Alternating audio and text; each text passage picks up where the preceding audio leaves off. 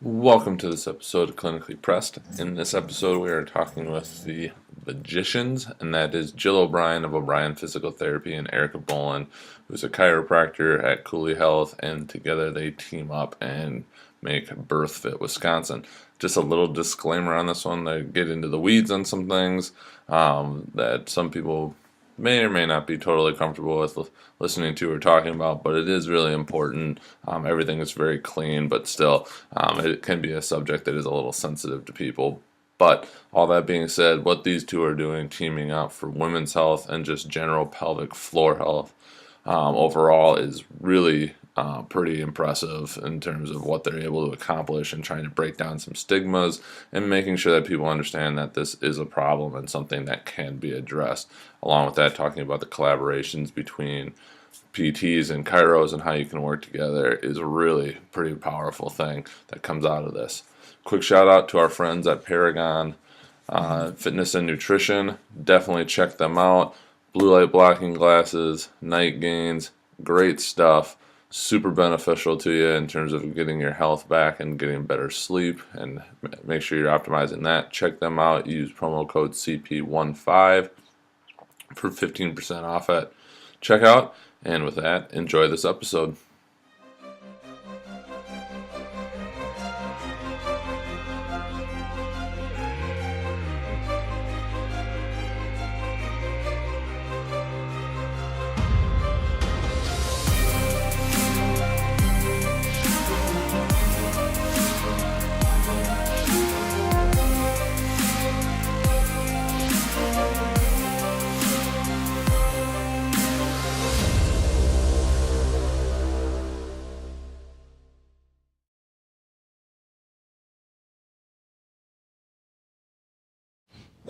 It is. See, I'm getting better at this job. There you go. I'm going to let you take the lead, and I'll just answer when you tell me to. You're the expert.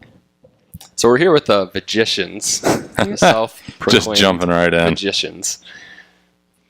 Jill O'Brien, PT, Erica Boland, chiropractor, and we're going to get right into their work together and the benefits of their collaboration between chiropractic and PT. What do you got for us? Hi. I think just to help clear it up a little bit, How do Jill, you want us just to give a little start? bit more background Sure. on what you do, what you specialize in. We've obviously Sweet. Okay. we've done an Perfect. episode or two now with Erica, and we've got a little bit, but just Joel's still a like, happy reminder. she should know what she's doing. She doesn't. Hi, I'm Jill O'Brien. I am the owner of O'Brien Physical Therapy, and one of my primary specialties is pelvic health physical therapy. And just to explain a little bit about what pelvic health physical therapy is, it kind of started as just really treating people with incontinence, cute little old ladies that maybe had some issues with leaking, but over the last 10 to 15 years, the pelvic health physical therapy world has just really evolved and exploded, which is super exciting. And so now pelvic health physical therapy includes treatment really of any type of back or hip or pelvic dysfunction, as well as treatment of weakness or hypertonicity of the pelvic floor, pain with intercourse, and then bowel and bladder dysfunction. And then also any type of treatment or anything that would help the patient during the pregnancy and postpartum period as well. So I was lucky enough to find Erica and start working with her. And since we've started collaborating together, I feel like my practice has really been able to expand a lot and really have been able to help my patients just kind of take it to the next level. I think you should tell the story about how we met. to lighten things up a little bit. Sure. Speaking of pelvic floor. So Jill found me in a pelvic floor journal club meeting with like basically a naked shitty baby. So I was like, I don't even know how That seems to be how all good Yeah. stories start. super new postpartum and this pelvic journal club with basically a bunch of PTs and then surgeon. Urologist. Yeah. Multiple physicians. Yep. And here I came with my newborn baby. And so, of course, I was the only chiropractor in the room, also the newbie, also brand new baby. And like, yeah, I got this until my child exploded in his diaper. And as I went to the restroom to change him, realized that I had no extra diapers or clothes with me. So it's like, well, I can't just leave because half my shit is in there. So I wrapped him in his blanket and went back into the meeting. And Jill was like, yeah, I need to know that girl. So yeah, that's how we met. And the rest is history. Definitely. Yeah, I mean, we've just kept in contact and I guess felt the pull to work together and to be in the same space and be able to offer that for our patients, like the familiarity of the same space, but then them knowing that we trust each other helps a lot too. So I refer literally probably all of my female patients to Jill, whether they're trying to conceive or pregnant or postpartum. I start the discussion of why pelvic health is important, and I think it's an area that's really overlooked in our country. So, and it's a piece that I don't address internally with my patients. You don't necessarily expect to have your pelvic floor internally examined by the chiropractor. Throws up a couple red flags. So yeah, I have found, I guess, since starting work with Jill, that my patients see really good results when they're working with both of us. So as a chiropractor, I do a lot, obviously, with adjustments and also functional movement. But one thing Jill touched on is the hypertonicity or hypotonicity of the pelvic floor. So that basically means if there's too much or too little tone in the pelvic floor, and both can happen in the same pelvic floor. So I have no way of knowing, and both can cause the exact same side effects. So like, let's use incontinence as an example. You can have too much tone in the pelvic floor, too little tone in the pelvic floor, and still have incontinence. So Jill does that aspect of it and more, and then that just helps us get better results for our patients. The other day I had a patient that told me that she was able to go and grocery shop with her kids for the first time in years without having to wear a pad. Dang. Which is like, Boom. yeah. I mean, like, That's pretty life-changing. Exactly. Yeah. Yeah. So for you guys that have a pelvic floor but typically don't experience dysfunction in the same way as females, but like you relate it to. Well, I can envision activities. Having to wear a pad everywhere, and that would Yeah. kind of suck. So it'd be kind of nice Yeah, to not exactly. have to. Yeah, that's pretty cool. Especially as a young 30-year-old Yeah, mom. she's in her 30s. She's not even advanced maternal age. So do you see most of your problems postpartum, or are you seeing a lot of them before they give birth? We're talking about the female population. Yeah, that's a really good question. I guess in the ideal world, this is going to sound a little out there for this podcast, but in the ideal world, I'd like to be able to do a, pelvic floor assessment on everyone who is trying to conceive, which sounds a little, crazy, but to be able to know their baseline and to be able to know their history, but obviously that's not real world. And so a lot of times they will, even if I see them postpartum, they will be able to relate some of their issues, maybe that they were having even before they conceived.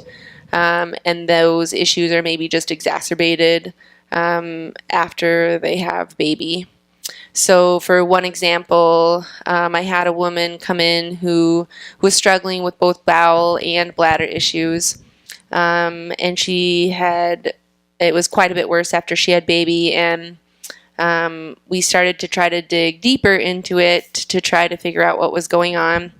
And she ended up having an event where she was in high school and she was traveling abroad, and she was traveling in a country that maybe wasn't safe for her to go to use the bathroom at the train station, and ended up having to hold her bladder for probably 3 to 4 hours when it was already kind of at its max.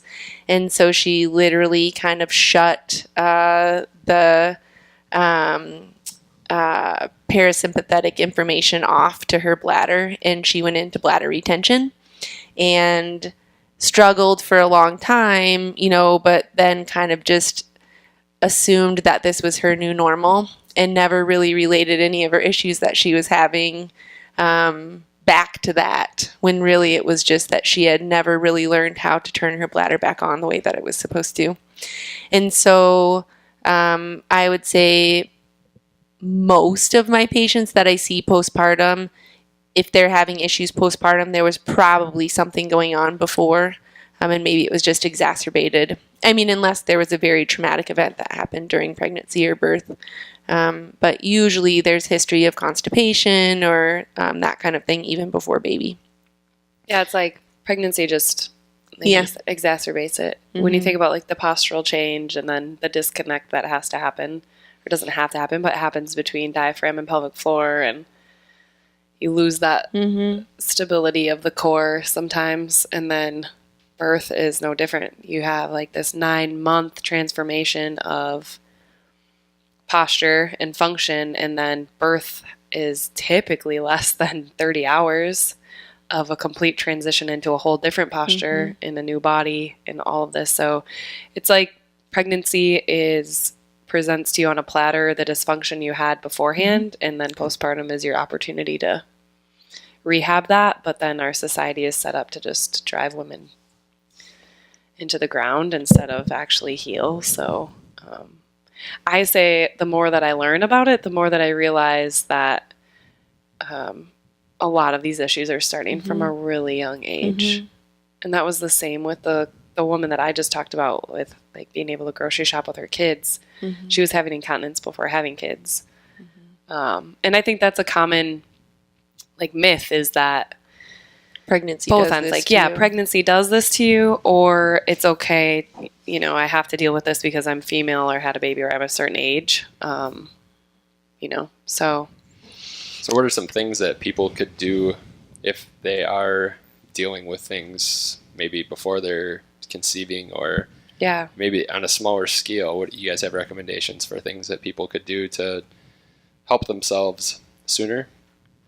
See a pelvic health physical therapist and chiropractor. Yeah. I would say every single appointment that I work on breath with people, just like reconnecting to their diaphragm, not only physically, but also emotionally and metaphysically, I guess. So, and like the functional progression exercises that I use with most of my patients are an awesome way to get more familiar both physically and emotionally with your body too. I am continuously surprised at the number of women that have just become so disconnected from their body mentally that it starts to cause physical issues, and then that just becomes a cycle. So I think one of the other things is that just realizing, and I mean, that's probably, I would say, the very common goal between Erica and I, and the reason why we feel like we're going to change the world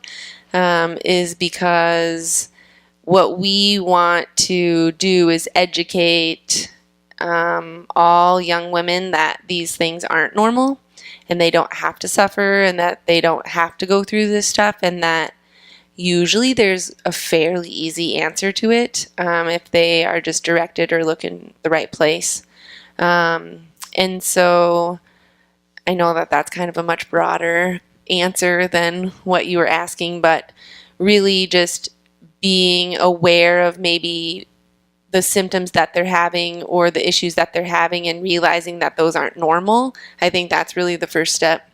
I've worked actually with a lot of female athletes, more specifically like cross-country runners who leak at mile 8. You know, they're totally fine. They're these young, fit, you know, muscular females, and they're fine until they get to, you know, mile 8, and then they'll start leaking. And so that's not really something that a, you know, college female athlete might want to share or might want to admit is happening. But that's really a huge dysfunction of her pelvic floor, her hip stabilizers, or her hip strength. And so recognizing and talking about it and, you know, having their athletic trainers realize that it's an issue and being open to talking about it and at least directing them into the right place. So that might be a classic example of someone who, you know, just kind of puts that in the back of their mind and chalks it up to normal. But then 10 years later, when she has a child and she's having issues afterwards, you know, hopefully she'll meet someone, a pelvic health physical therapist or chiropractor, that digs a little deeper and realizes that she was maybe having dysfunction before this and not necessarily to just blame it on the motherhood transition. So when you talk about sometimes you'll see it in hips and low backs, Mm-hmm. Is there any way that you have seen for people to know that if they're dealing with a hip issue or low back pain, that maybe it is coming from the pelvic floor as opposed to from those areas? Yeah, I mean, you could look at it both ways. There's a lot of people that really just have hip dysfunction and hip weakness, and they end up having pelvic floor issues. So in the young athletic population, a lot of times it presents as an actual hypertonic pelvic floor, so a pelvic floor that doesn't shut off. And some of that is happening because they do have hip and core weakness, and so they're using their pelvic floor muscles to stabilize. Well, then they're holding onto their pelvic floor muscles for so long, it's, you know, almost in a sense, it almost becomes an overuse injury. And they can end up having pain. They can end up having pain with intercourse. And then those muscles are just so fatigued and wiped out that when they get to mile 8, they finally fail in fatigue. And then that's when they start leaking. And so a lot of times I'll see in that young athletic population, and even a lot of times in the younger moms, they actually have more of an issue with a hypertonic pelvic floor than they even do a lengthened, weak pelvic floor. So they have a really tight, weak pelvic floor versus a lengthened, weak pelvic floor. And so I would say, you know, clear the hip. And if you don't really see that much going on in the hip, but they're still complaining of pelvic floor issues or vice versa. I guess the biggest thing I would say is just be willing to talk about it. You know, be willing to ask those questions and have an open line of communication with those people so they feel like they have somewhere safe to go to talk about it, because it's something that actually can be fixed really easily, but that can turn into something pretty nasty if it doesn't get addressed appropriately. I think it's important to realize too that there's so many differences in PTs and so many differences in chiropractors, and say you're hiring in the motherhood transition with BirthFit and the BirthFit professional seminar, and we talk about like this woman or family is hiring their birth team. So if you're seeing her when she's pregnant or postpartum, you're part of her birth team. That doesn't mean that you're necessarily in the room when the baby is there, but you're part of these goals. So it's important for us to remember that from a physician perspective or professional perspective, but also important for women to become more educated on that being a choice. So if you're not happy with someone on your birth team, then you have every right to hire someone else, down to the chiropractor and PT. So if you're not getting results and you're not getting better and something like doesn't feel right or make sense to you, then just like you wouldn't open up and talk to a psychologist that you don't mesh with, you're not going to do the same with your chiro or your PT. So just continuing to reach out and look for that. And with the BirthFit professional seminar, I emphasize too the ability for us to work together within professions as well. So like Jill has a niche with her pelvic health. So she may have other PTs that don't work so strongly in pelvic health that refer to her for pelvic health. That doesn't mean the patient can't go right back to them for something else. Same thing with chiropractors in our area. I'll get referrals for doing more of the movement and rehab portion, whereas other chiropractors are strictly adjusting. That's totally fine, but it's really important that someone on the team is addressing all components and looking at the body as a whole, because Jill's example of the collegiate athlete that is self-conscious about leaking urine, which is something that as a woman you relate to like old women, and she shuts down and doesn't want to talk about that. Eventually that just becomes like pain during intercourse, and then it just exacerbates because that becomes a mental issue and an emotional trigger and all of that. So I would say That's another podcast. Yeah, I would was say to just thinking that, actually. Yeah, I would say to make sure that you're really comfortable with who is on your care team, and looking at it from the aspect of like you're hiring these people to work for you. They're basically your employees, your care providers. So, So is there any way to be able to tell for the patient if it's weak and hypertonic or weak and hypotonic, or if they're type A, question. no, I'm just kidding. No, honestly. But Honestly, seriously, You're not wrong. Yeah. No, that actually. Sorry. You kind of just nailed it. Actually, that's a really good question. I would say I kind of, without trying to lead yourself too much during an evaluation, you kind of start to put people in categories. I mean, I think that's just a pretty normal thing that healthcare providers do. But if they have a history of, so let's say you have two patients who are both suffering from incontinence, but you have one patient who has had a history of constipation, history of pain with intercourse, has difficulty with annual exams or the use of a speculum, or then you have someone who has maybe had fecal leakage or other issues, instability type issues. You can kind of start to put them into a different category of a hypertonic pelvic floor, so a tight, weak pelvic floor versus a lengthened, weak pelvic floor. So I think it's a lot easier probably to pinpoint people who have a hypertonic, short, weak pelvic floor, because they typically will have other symptoms of constipation, pain with intercourse, and that sort of thing. Most of them, this is a huge generalization, but most of them would probably be in the type A category.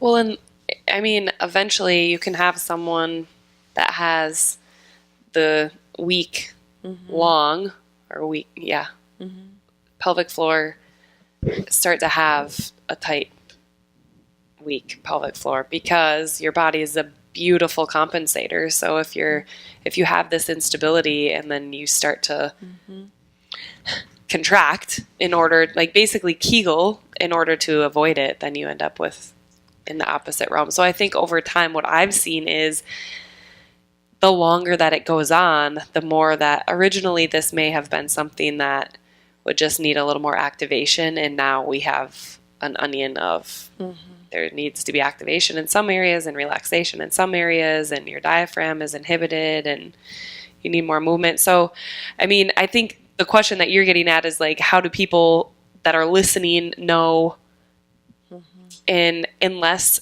they're extremely familiar with what their pelvic floor looks and feels like prior to symptoms, then they're probably not going to know exactly what's going on. And that's super uncommon because there's a lot of shame around that sort of exploration.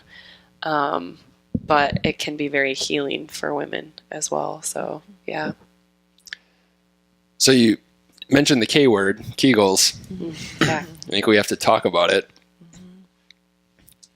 good, bad?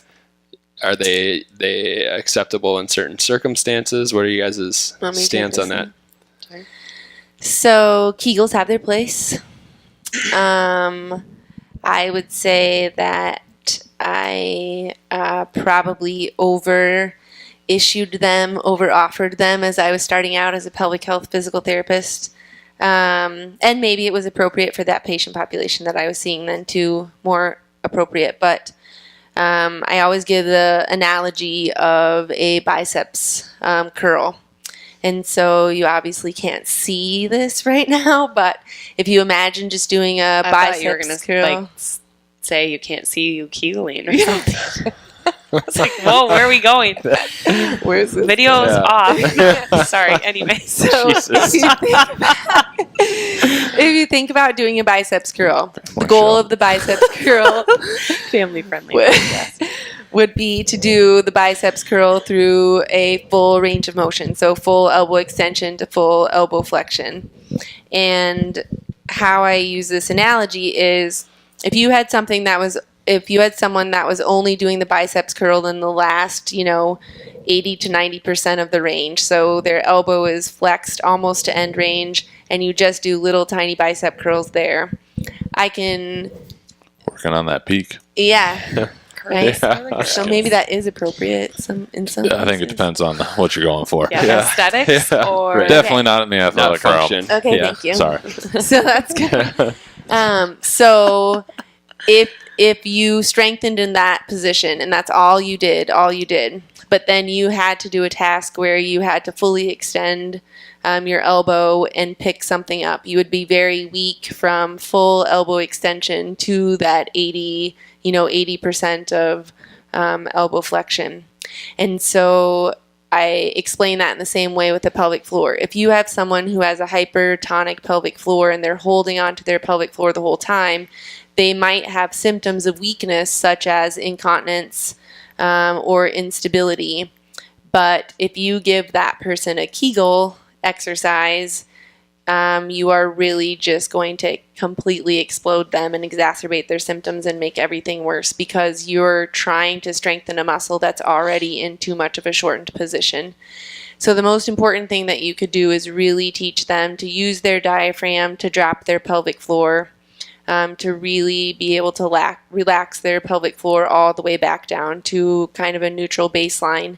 And then at that point, our bodies are so freaking amazing that sometimes our body just takes over. And once you learn how to fully relax your pelvic floor, it knows and it learns that it has to fire again appropriately. Sometimes, however, once you teach them how to fully relax their pelvic floor, then at that point they may need low level, strengthening, which is the Kegel in a sense. Now I like to call it a pelvic floor muscle contraction. Trying to get away from using words the are term like Kegel. so sensitive to people. And so I don't know how many times I've had people come in and say, well, I've been doing my Kegels, but it's not working. And most of the time they're doing them incorrectly, but then also a lot of the time they probably have a hypertonic pelvic floor and they're just strengthening in that last kind of 80 to 90%, and they're not allowing their muscle to work through the full range of motion. So the pelvic floor is just a muscle group, just like any other muscle group in the body. We just like to sometimes put a black box over it. Sure. And our goal is to remove the box. Sounds like a hashtag.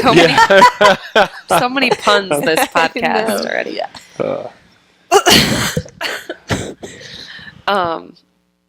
Yeah. The only time that I ever recommend anybody, because I'm not doing internal work, so I have no idea what's going on internally, until Jill tells me, then the only time I use it is for someone to feel a full relaxation, like that contract and then be able to fully relax.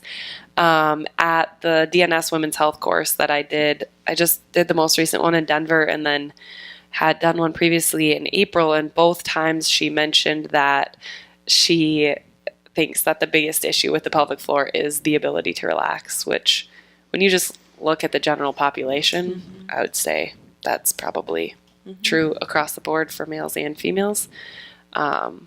we don't really know what relaxation is, but So is that why people get called a tight ass? Boom.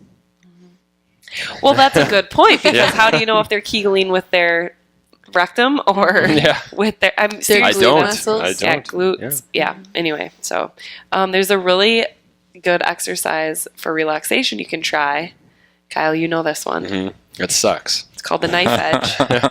Oh, that just sounds like it's going to be Yeah. fun. No, so Jesus. you That's can a horrible sit- name for an exercise when you're telling somebody Speaking to of naming I relax. know, stuff. but you can It's roll. like, let me dig in your psoas with this knife edge thing And I'm going in there with, and then just Right, chill. Relax about it. Relax about it. So if you sit with your back up against the wall and you roll, if you tightly roll a yoga mat up, and then you basically like straddle it, so you're sitting in the straddle pose, and you put it in between ischial tubes and sit on it and think about breathing down into your belly and relaxing your pelvic floor into that mat. And then you can move upwards in resistance. So what that looks like is moving from a tightly rolled yoga mat to, well, I guess the first step would be to just sit upright on ischial tubes, like spread your cheeks, sit on your sit bones, and breathe into your pelvic floor. Then sitting on a yoga mat, then sitting on a yoga block, then sitting on a wooden yoga block, which is like the ultimate challenge.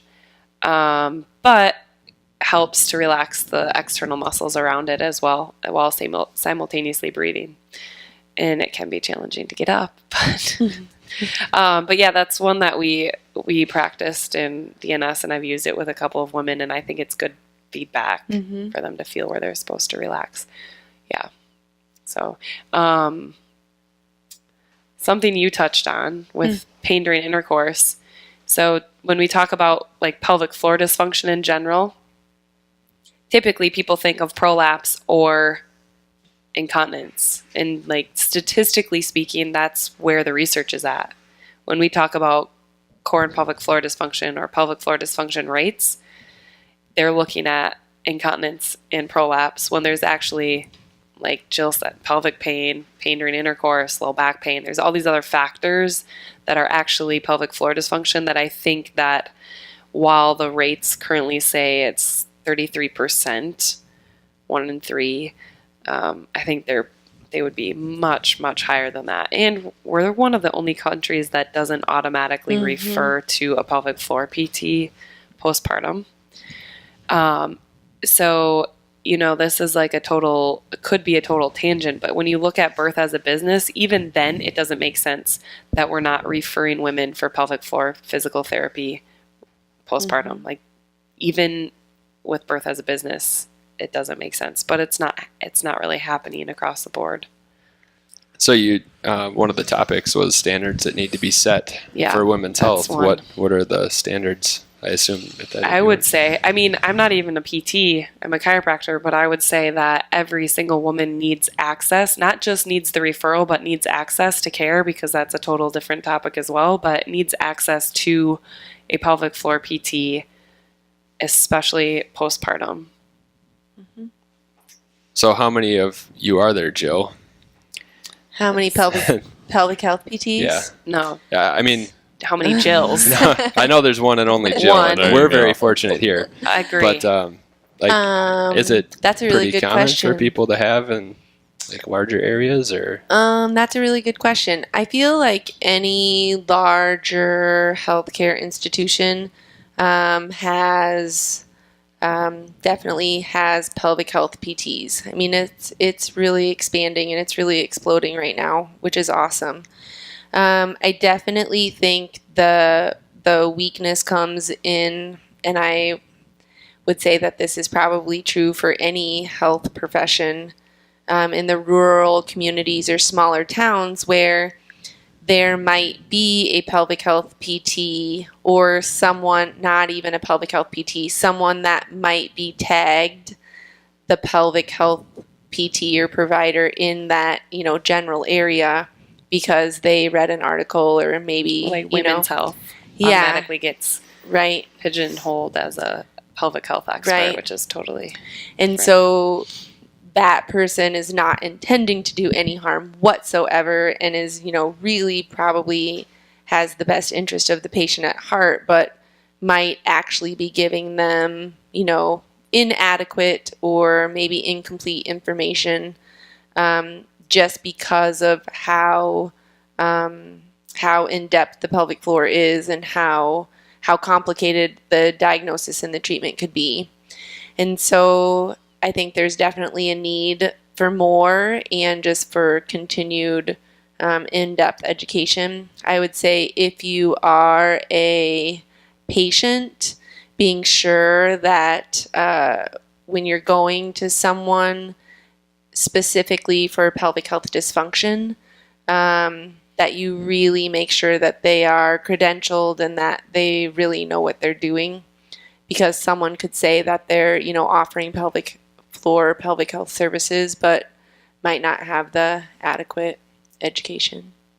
So one of the questions that when I do consults with women via the phone, via BirthFit, I'll get questions all the time about, well, how do I find a good pelvic floor PT, or how do I find a good chiropractor? And literally, one of the big questions is, does the pelvic floor PT or women's health PT do internal work? Because it's also surprising the number of women's health PTs, in my opinion, that I find, or that clients or patients find that aren't doing internal work. And so then you have to ask why. Like, what's, and is that's a great question, a situation? because that is level one. Like, level one of pelvic PT education is internal exam. And so regardless of what organization or institution you're trained through. And so if they're not doing internal work, that's a really pretty good indication that they probably don't have the education that they need to be treating pelvic health dysfunction. Yeah, and when you think about the hamster wheel that women are on already with trying to seek help, and it's a sensitive topic, and then to have to keep re-explaining it to people, and you just start to lose a little bit of faith. And like you said, if you're properly trained and you have the tools and you're exposing yourself to continuing education as a professional for your patient, no matter what profession you're in, then you can better speak to them instead of another person. Then they'll more understand that there is help, that it is, there's help out there. It's not a end result that they're stuck with this forever, but every time that they see someone and they don't get help, it's exhausting when they already, the population we're talking about has kids, or they're trying to have kids. So there's so much going on already. And then to have another appointment and another intake and another need to explain the whole situation all over again. And then another episode of care where you don't get better. Yeah. So, yeah.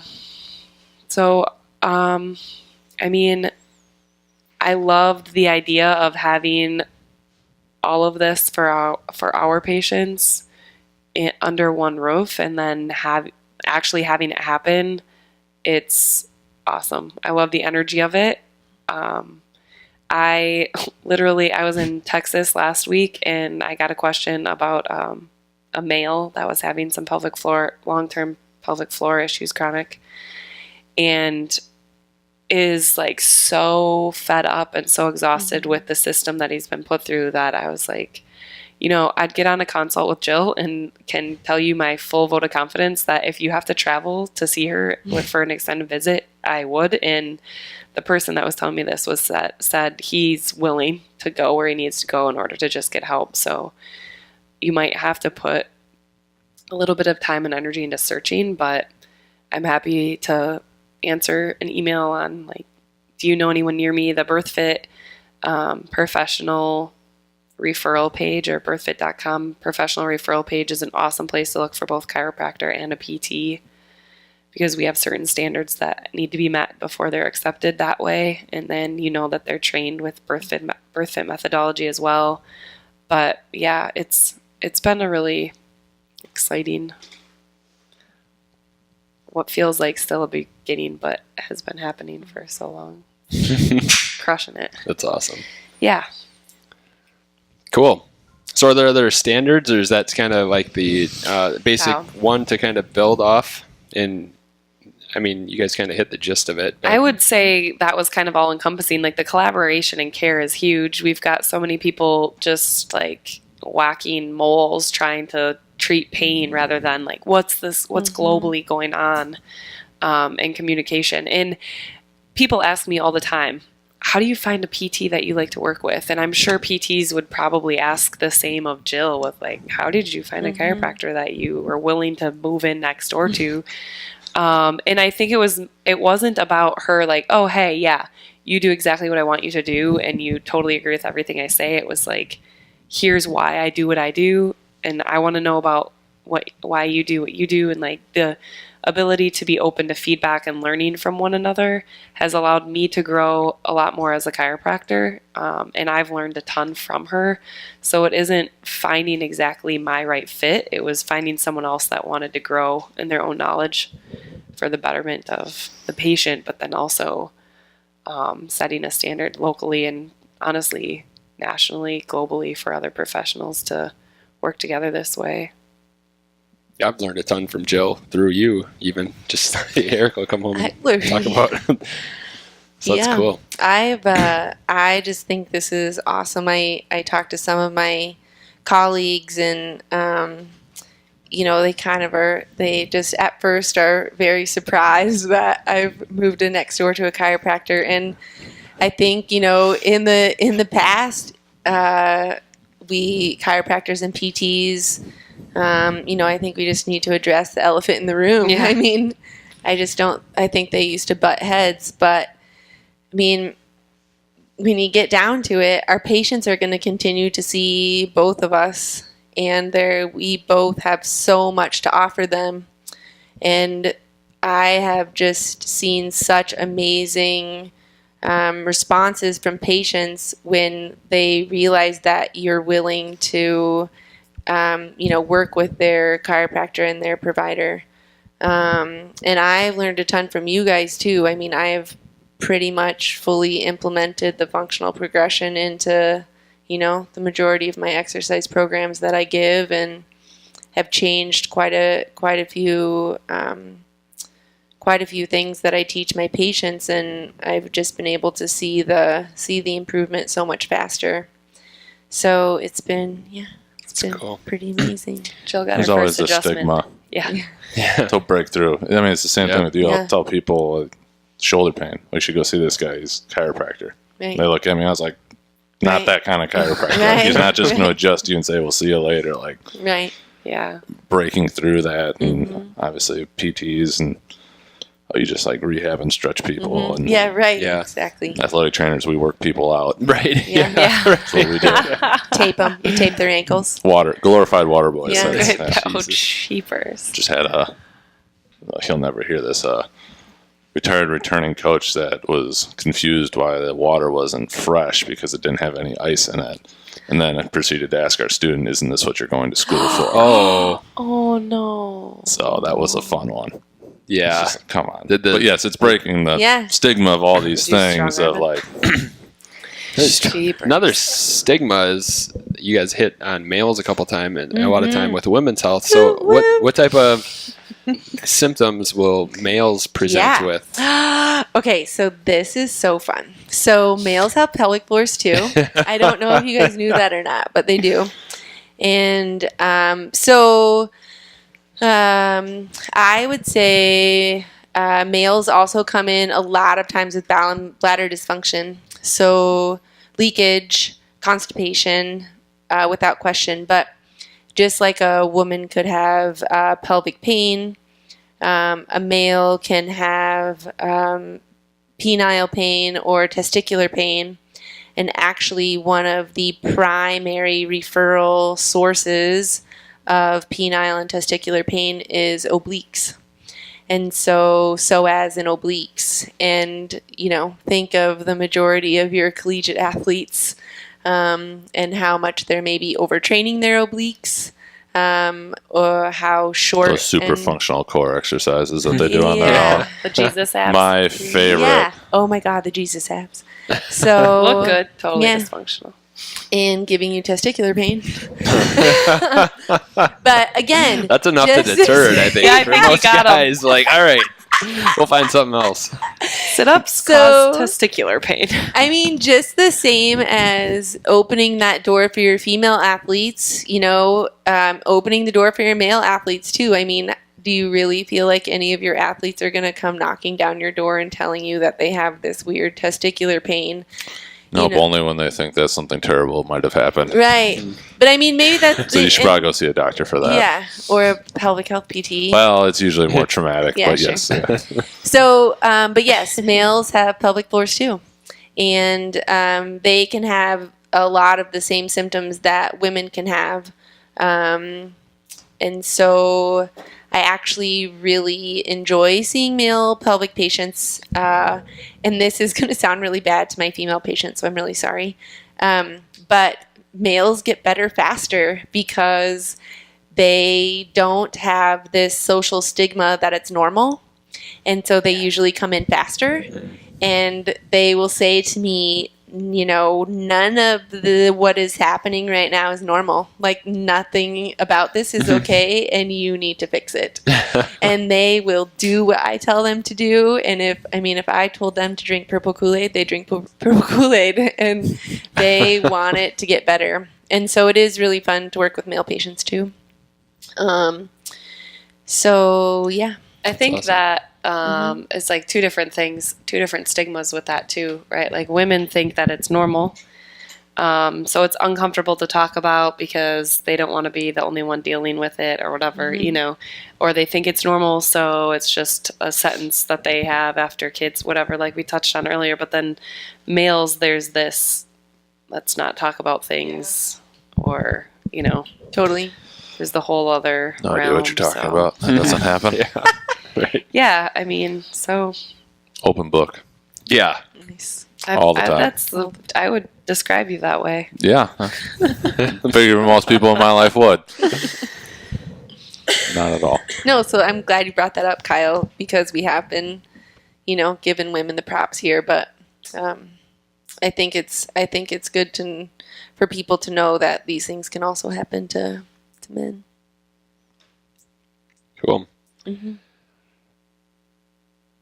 So What's up?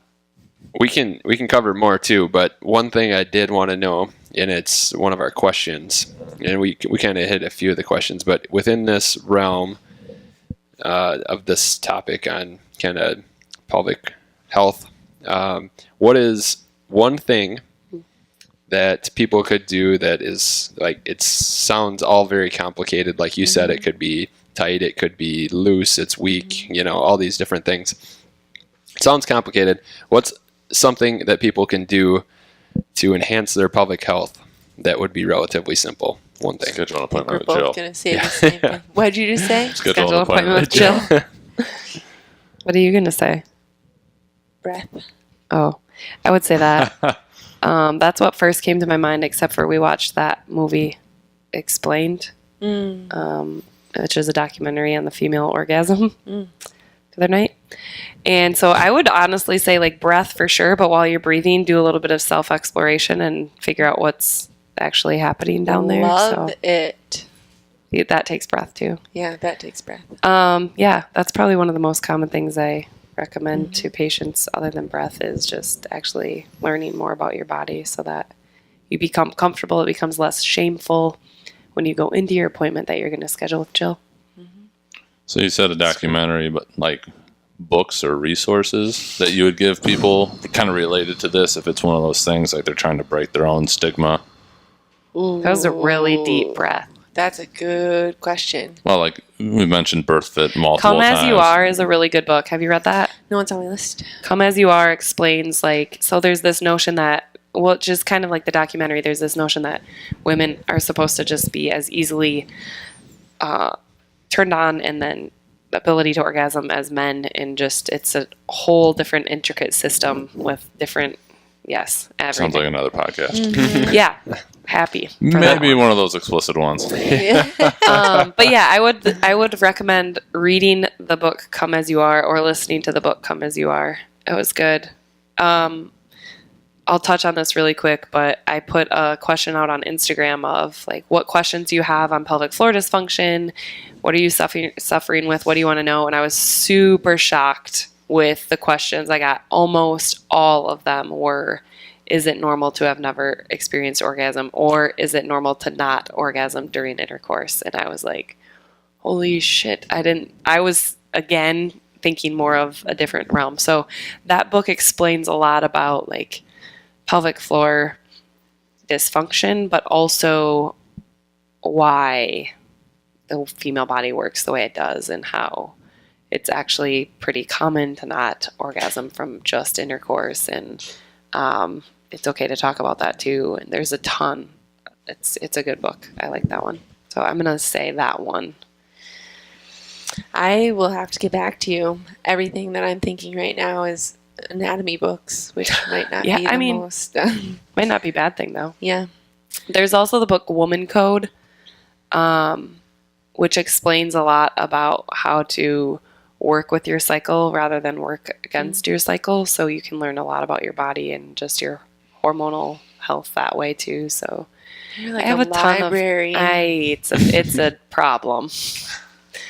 So we're going to start using the library more instead of just automatically ordering on Amazon every time I see something that I want to read. I don't like that idea. I'm the automatic order. Oh my God. I My get wish so list has got to excited. be like 350 deep Really? of books. Yeah, I'm going to there's no die way. with such a long book list because every single time I go to an event for BirthFit or I go to anywhere, like whatever, people are giving me more books to read. My subtle ADD's got 4 or 5 going at one time because I can't just sit down and plow through one. Yeah. Yeah, it's understandable. So, we could, on the BirthFit Wisconsin page, we could make a list of our favorite pelvic That's a health great books idea. that we like. It's a great Speaking of, Jill and Shannon, Reiki Master, Shannon Amberg, and myself, well, I'm kind of just introing it. I'm going to be the MC.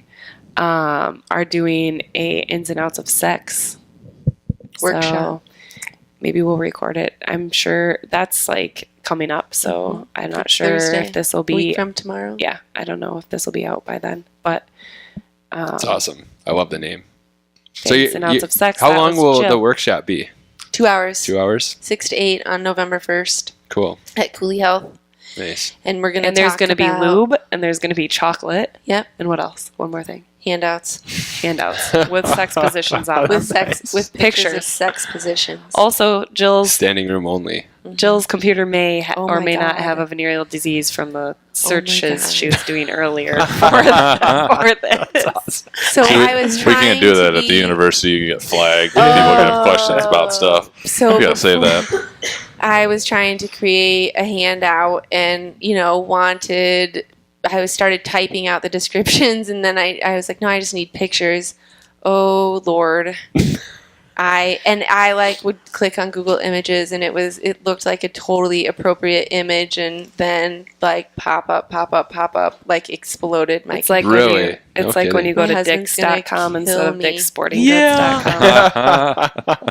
That happened once. I really think I cleared my history and I really think I got it all off, but I am just like, if I'm given a presentation someday and that stuff pops up. Oh, I'm just man. like- Just make sure you have your Wi-Fi off. Yeah. Jeez. So, yeah. So, that being said, come to the workshop so that you don't have to search online for those Yeah, things right. yourself. I will give them to you. We'll do a shout out for that to Filtered make sure by the pelvic. if we don't get this out. Filtered by the pelvic. There's And no her filtering computer. involved. Yeah. Yeah, we also learned from that documentary that the sex toy industry is a $15 billion industry last year. Was Yeah, it last I year? think so. So we know you're doing it, even if you're not Yeah. talking about it.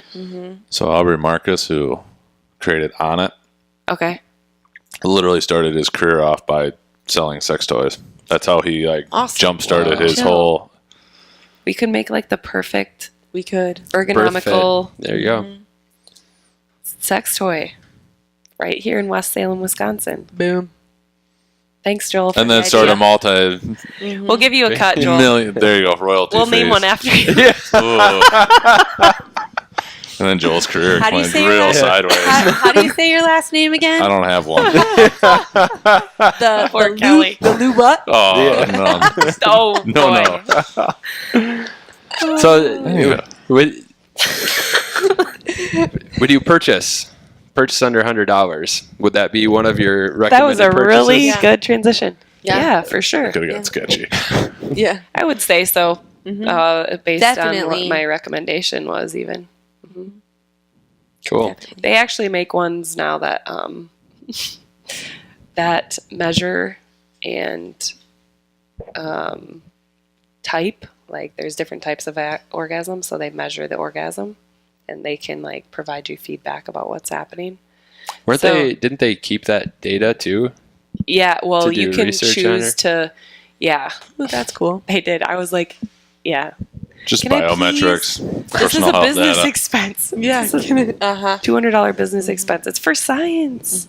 It's Anyway, yeah, but I mean, there needs to be more research done in their own, but yeah.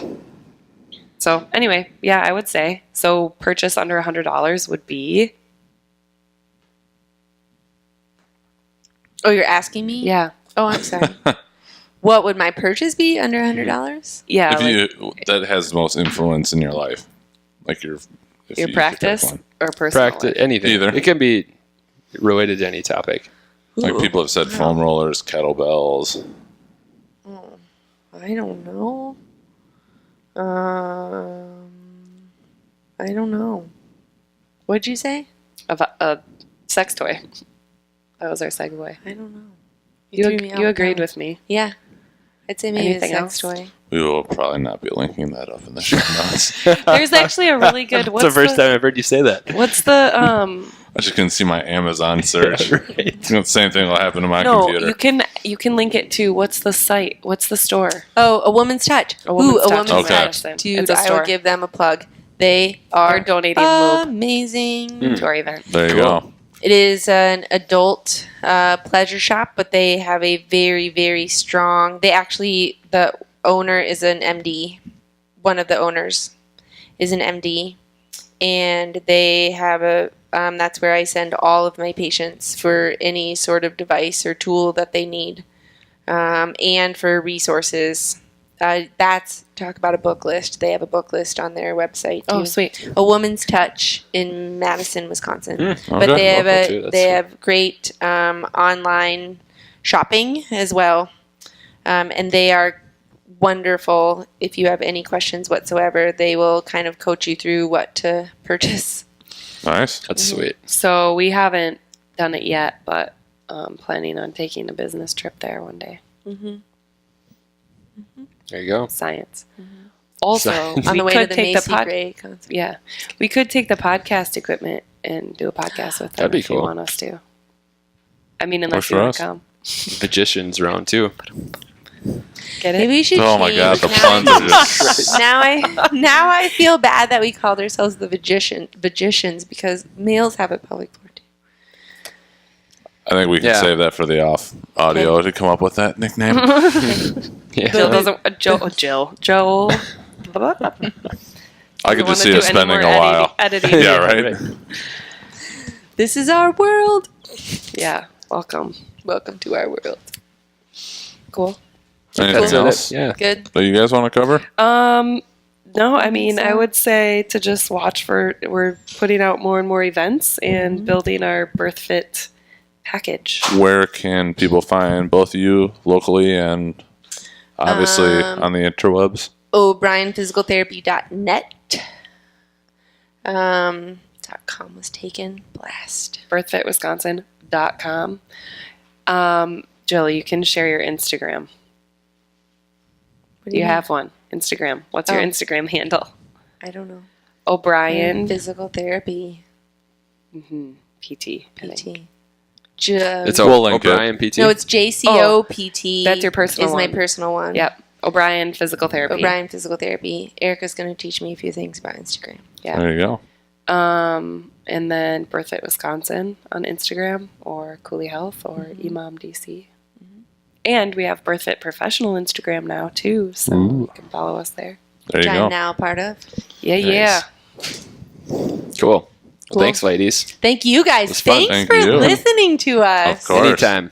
All right. Peace out.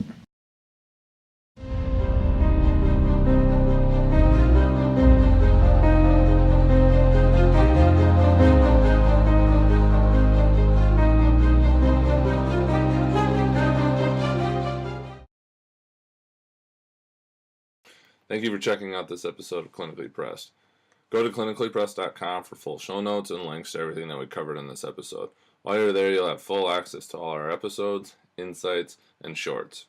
You can find Clinically Pressed on YouTube or any podcast outlet that you use. If you could give us a rating, thumbs up, or a review on how we're doing, we would greatly appreciate it and heard it helps out quite a bit. To get more free content delivered straight to your inbox, sign up for the Total Athletic Therapy newsletter at totalathletictherapy.com or clinicallypressed.com. You'll get direct links to all the new Clinically Pressed episodes, reviews on some of the latest research in health and performance, and links to related podcasts and other items meant to help you make the complicated simple and optimize performance. Thank you for listening, and see you next episode.